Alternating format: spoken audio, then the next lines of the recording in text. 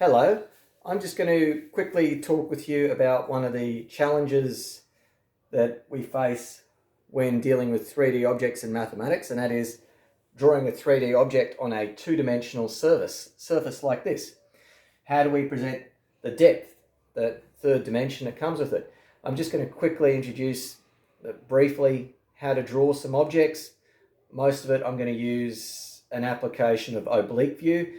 Oblique view is something that you do in, I think it's design technology these days. It used to be in a subject called graphics. And it relies on doing a number of lines at 45 degrees, really. What is 45 degrees? Well, it's half a right angle. If you can picture a right angle intersecting lines at 90 degrees, well, it's about half of that. I'm only going to show you how to do basic sketches. You can, of course, and I'd recommend using a ruler. You can make them a lot better using a ruler. Here we go. So essentially, if I wanted to draw something like a cube, I draw a square first. But essentially, I draw the side view, what I can see from the side. And then to give it that depth, to turn the square into a cube, I draw some lines off at 45 degrees. Or about 45 degrees. I'm just trying to do as well as you can for a sketch. Now, what we tend to do is we make the third dimension half the length. So, if that was about 5 centimeters, I'd make it about 2.5 centimeters back here on the diagram. And you end up with something that looks somewhat three-dimensional. Not perfect, but it'll do. And if I was making sure it was a cube, I'd show they're all the same length. All right, so rectangular prism.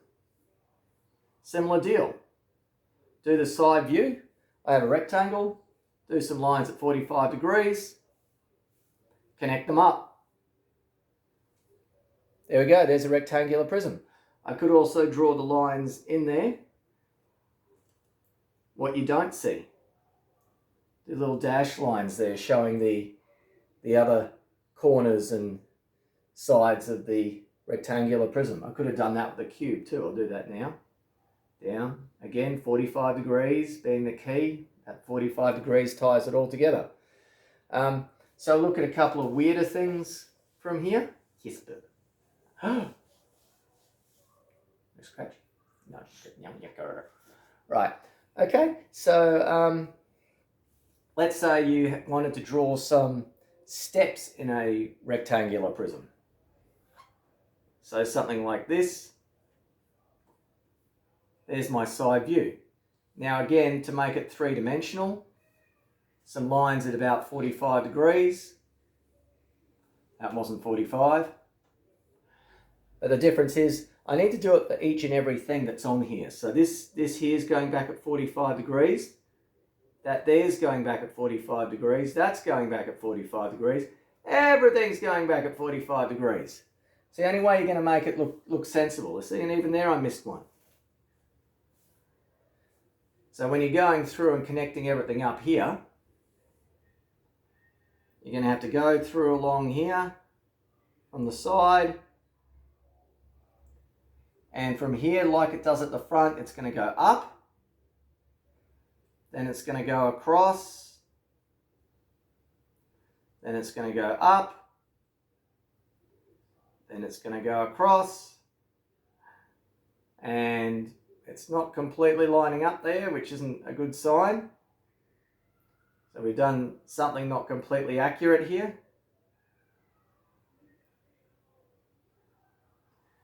But as I said, I'm only aiming to do a sketch here. So that's what it looked like. That's pretty well a 3D representation of some steps. And we'll do another one. Let's say you had a ramp at the bottom there. So here,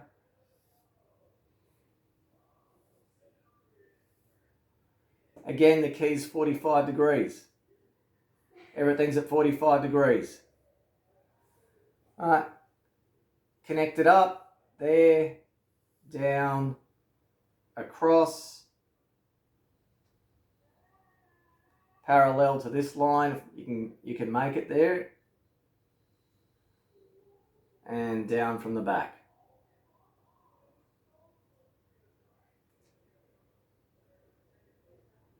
And I should have done them as dashes through the back. There you go. So again, the whole idea, if you want to draw these sort of shapes without too much pain, is getting that consistent 45-degree angle going from each point. There are some objects that are a bit different to that. One is, of course, the cylinder. The cylinder I recommend drawing by doing an oval, 2 lines down, and then trying to do a similar oval to what you did at the top, but only half of it's visible. So that's what a cylinder will look like. The pyramid, I'll have a go at a square-based pyramid. So think first of the square. We'll draw that on the ground, 45 degrees.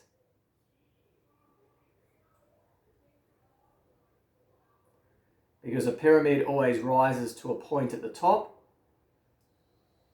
We'll pick some point where it's all going to meet, given it's pretty well triangular.